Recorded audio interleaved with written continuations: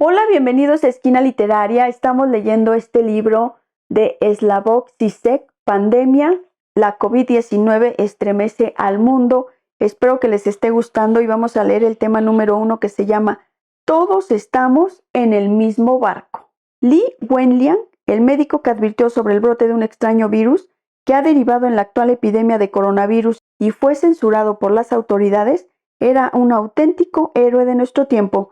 Algo parecido a una Chelsea Manning o un Edward Snowden en versión china, de manera que no es de extrañarse que su muerte provocara una rabia generalizada. Quien mejor nos transmite la predecible reacción del Estado chino al enfrentarse a la epidemia es la periodista radicada en Hong Kong, Berna Yu, que escribe: si China valorara la libertad de expresión, no existiría la crisis del coronavirus, a no ser que se respete la libertad de expresión y otros derechos básicos de los ciudadanos chinos. Estas crisis volverán a ocurrir. A lo mejor da la impresión de que los derechos humanos en China tienen poco que ver con el resto del mundo, pero como hemos visto en esta crisis, cuando China frustra la libertad de sus ciudadanos puede suceder cualquier desastre. Seguramente ha llegado la hora de que la comunidad internacional se tome este tema más en serio. Es cierto que podríamos decir que todo el funcionamiento del Estado chino es contrario al lema de Mao: confiad en la gente. Por el contrario, el gobierno se basa en la premisa de que no hay que confiar en la gente, a la gente hay que quererla, protegerla, cuidarla, controlarla, pero no confiar en ella. Esta desconfianza no es más que la culminación de la misma actitud que muestran las autoridades chinas cuando se enfrentan a las protestas ecologistas o a los problemas de salud de los trabajadores. Las autoridades chinas recurren cada vez más a un procedimiento peculiar. Una persona, ya sea un ecologista, un estudiante marxista, el jefe de la Interpol, un predicador religioso, un editor de Hong Kong o incluso una popular actriz cinematográfica, simplemente desaparece durante un par de semanas y cuando luego reaparece se la acusa de hechos concretos. Y ese prolongado periodo de silencio es lo que transmite el mensaje clave. El poder se ejerce de una manera impenetrable en la que no hay que demostrar nada. El razonamiento legal llega después de haber transmitido este mensaje, pero el caso de la desaparición de estudiantes marxistas es más específico. Mientras que todas las desapariciones se refieren a individuos cuyas actividades de alguna manera se podrían calificar de amenaza para el Estado, los estudiantes marxistas que desaparecen legitiman su actividad crítica hacia la ideología oficial. Lo que provocó esta reacción de pánico en la dirección del partido fue, naturalmente, el espectro de una red autoorganizada que surgía de vínculos horizontales directos entre grupos de estudiantes y trabajadores, basada en el marxismo y que gozaba de las simpatías de antiguos cuadros del partido e incluso de parte del ejército. Dicha red socava directamente la legitimidad del gobierno del partido y lo denuncia como una impostura. No es de extrañar, por tanto, que en los últimos años el gobierno haya cerrado muchas páginas web maoístas y prohibido los grupos de debates marxistas en las universidades. Lo más peligroso que se puede hacer hoy día en China es creerse seriamente la ideología oficial del Estado. Ahora China está pagando el precio de dicha postura. La epidemia de coronavirus podría extenderse a 2/3 de la población mundial si no logramos controlarla. Según el principal epidemiólogo de salud pública de Hong Kong, Gabriel Leung, la gente necesitaba tener fe y confianza en su gobierno mientras la comunidad científica analizaba las incertidumbres de este nuevo brote. Dijo: y naturalmente cuando tienes las redes sociales, las noticias falsas y las verdaderas, todas mezcladas, y una confianza cero, ¿cómo vas a luchar contra esa epidemia? Necesitas una confianza extra, una solidaridad extra, una buena voluntad extra, todo lo cual ya se ha agotado. En una sociedad sana debería haber más de una voz, dijo el doctor Li desde la cama de su hospital justo antes de morir. Pero esta imperiosa necesidad de otras voces no tiene por qué significar exactamente una democracia multipartidista al estilo occidental. No es más que la demanda de un espacio abierto para que puedan circular las reacciones críticas de los ciudadanos.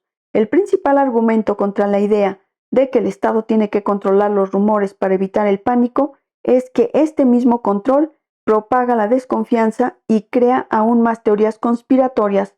Solo una confianza mutua entre la gente corriente y el Estado puede impedir que esto ocurra. En tiempos de epidemia se necesita un Estado fuerte, puesto que las medidas a largo plazo como las cuarentenas tienen que llevarse a cabo con disciplina militar. China fue capaz de poner en cuarentena a decenas de millones de personas. Parece improbable que, enfrentados a una epidemia de esa misma escala, los Estados Unidos sean capaces de hacer cumplir las mismas medidas. No es difícil imaginar que nutridas bandas de libertarios provistos de armas y de la sospecha de que la cuarentena es una conspiración estatal, intenten romperla de manera violenta. Así pues, ¿habría sido posible impedir la epidemia con más libertad de expresión? ¿O China se ha visto obligada a sacrificar las libertades civiles en la provincia de Hubei para poder salvar al mundo? En cierto sentido, las dos alternativas son ciertas, y lo que empeora todavía más las cosas es que no resulta fácil separar la libertad de expresión buena de los rumores malos. Cuando las voces críticas se quejan de que la verdad siempre será tratada como un rumor por las autoridades chinas, deberíamos añadir que los medios de comunicación oficiales y el vasto dominio de las noticias digitales ya están llenas de rumores.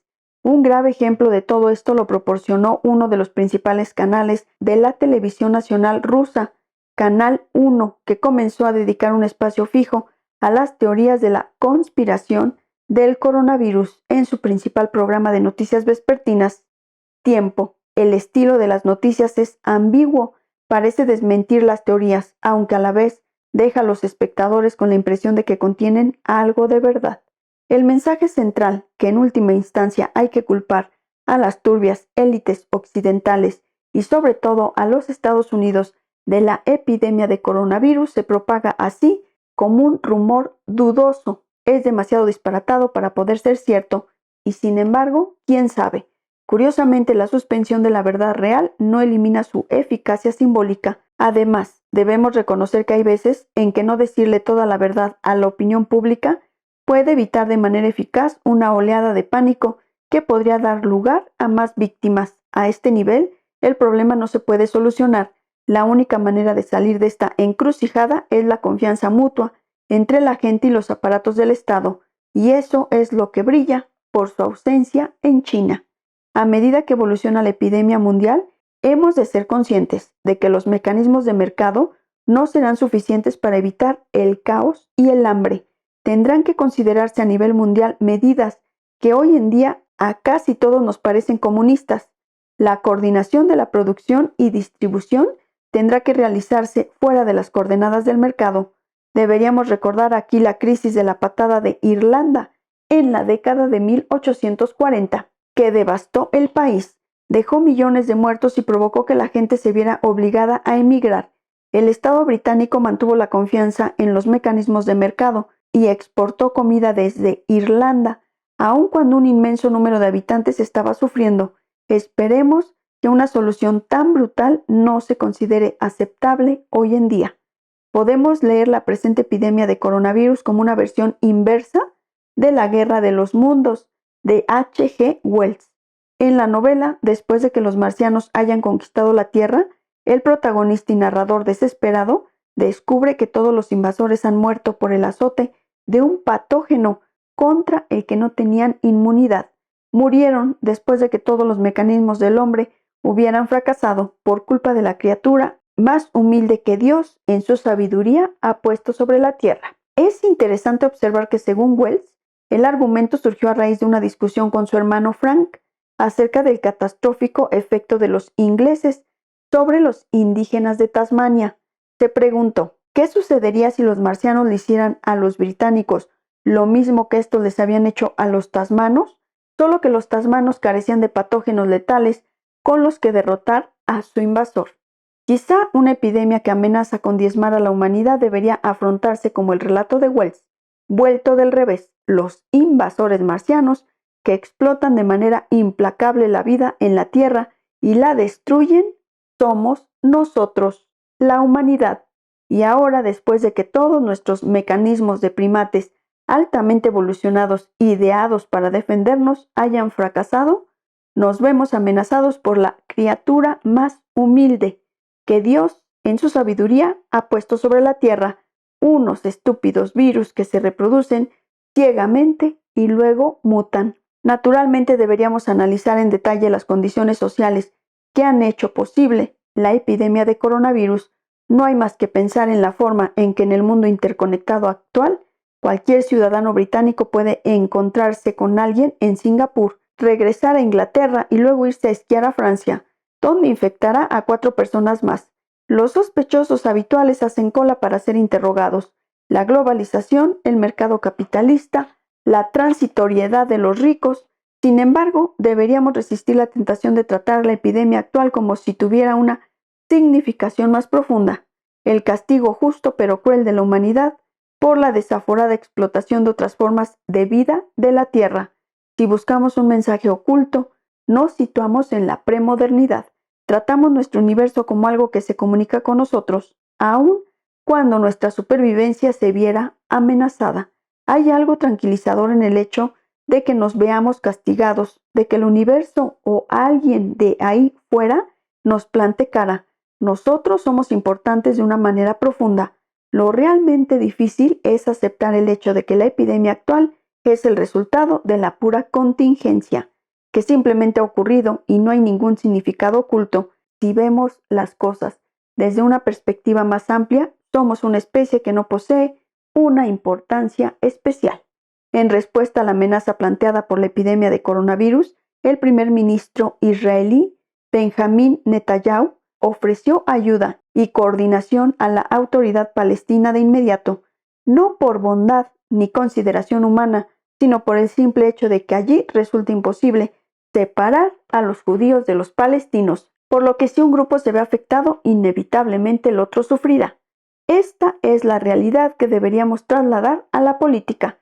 Ha llegado el momento de abandonar el lema de Estados Unidos o el país que sea, primero, tal como lo expresó Martin Luther King hace más de medio siglo. Puede que todos hayamos llegado en diferentes embarcaciones, pero ahora estamos todos en el mismo barco. Espero que les esté gustando la lectura de este libro de Slavoj Zizek, Pandemia. Los espero en el próximo video para continuar con esta lectura. Muchas gracias por escucharme.